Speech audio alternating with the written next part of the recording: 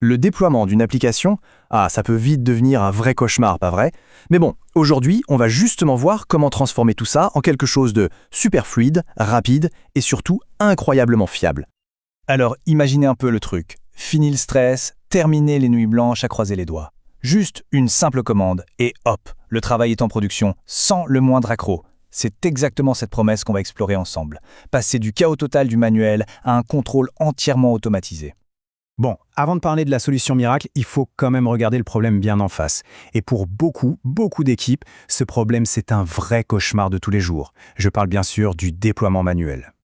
En fait, le vrai drame du manuel, c'est l'effet domino. Il suffit d'une toute petite erreur humaine, un simple oubli, et tout s'écroule. Les déploiements, qui devraient être rapides, s'étirent sur des heures, parfois même des jours. Et pendant ce temps, l'énergie des développeurs, elle part où? Pas dans l'innovation, non. Elle est aspirée par une logistique super stressante et franchement ingrate. C'est un véritable goulot d'étranglement, autant pour la productivité que pour le moral de l'équipe. Heureusement, et c'est la bonne nouvelle, il y a une bien meilleure façon de faire les choses. Alors, quittons ce tableau un peu sombre pour se tourner vers la solution, la fameuse promesse de l'automatisation.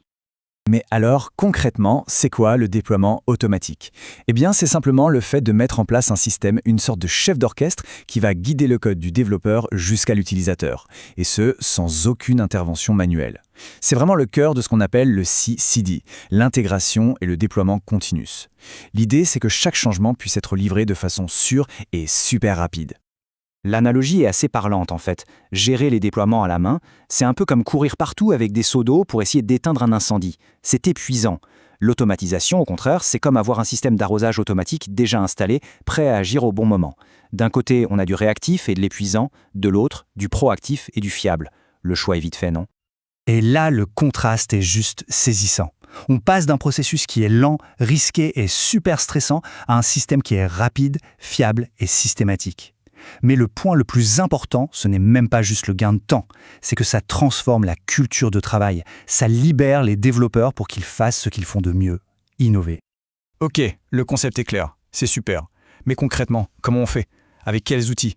C'est ce qu'on va voir maintenant en se concentrant sur l'écosystème React Native. Le premier pilier de tout ce système, c'est GitHub Actions. Il faut voir ça comme le moteur de notre chaîne d'automatisation. L'avantage, c'est que c'est intégré directement dans GitHub, là où le code se trouve déjà. En gros, il est à l'écoute d'événements, comme la création d'une nouvelle version par exemple, et dès qu'il en détecte un, il déclenche automatiquement toute une série d'actions qu'on a définies à l'avance. Alors, si GitHub Actions est notre moteur, on peut dire que Fastlane, c'est l'expert, le spécialiste du mobile. C'est lui qui va s'occuper de toutes les tâches un peu pénibles et très spécifiques à cet univers. Signer les applications, gérer les certificats, discuter avec les plateformes d'Apple et de Google, bref, c'est l'outil qui connaît par cœur les règles du jeu des appsters. Et c'est là que la magie opère, quand on les fait travailler ensemble. C'est simple. D'abord, on définit nos recettes de déploiement dans Fastlane. Ensuite, on configure GitHub Actions pour lui dire « Hey, dès que tu vois un nouveau tag de version arriver, tu lances cette recette Fastlane précise. » Du coup, GitHub Actions prépare tout, il passe le relais à Fastlane et Fastlane s'occupe de sa mission de spécialiste. C'est une combinaison qui est vraiment puissante. Bon, mettre en place les outils, c'est la première étape. Mais les utiliser intelligemment, c'est encore autre chose. Alors maintenant, on va s'attaquer aux aspects un peu plus avancés pour vraiment maîtriser le processus. Et on va commencer par un sujet crucial, la sécurité.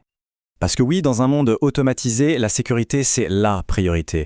Une seule clé d'API qui traîne dans un script et c'est la porte ouverte à une faille de sécurité énorme. C'est pour ça qu'il y a des règles d'or, des trucs non négociables. On stocke toujours les infos sensibles dans des gestionnaires de secrets, on donne à nos outils le strict minimum de permissions pour qu'ils puissent travailler, et bien sûr, on garde un œil sur tout ce qui se passe.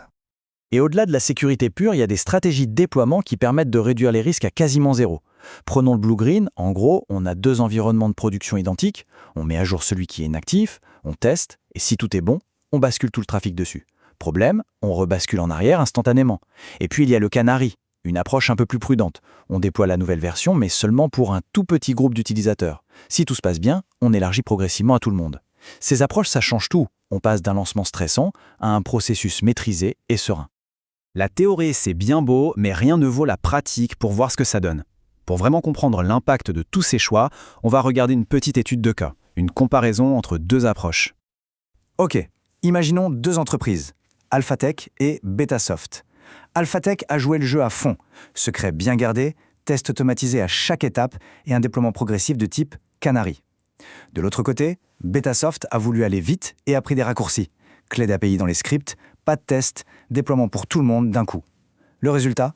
Sans appel. Un succès tranquille pour Alphatec et une catastrophe totale en production pour Betasoft. La leçon à retenir est simple. En automatisation, les détails n'en sont pas. C'est littéralement ce qui fait la différence entre la confiance et le chaos. Donc s'il y a une chose à retenir, c'est ça. L'automatisation, ce n'est pas la fin du travail, bien au contraire, c'est le début de l'innovation.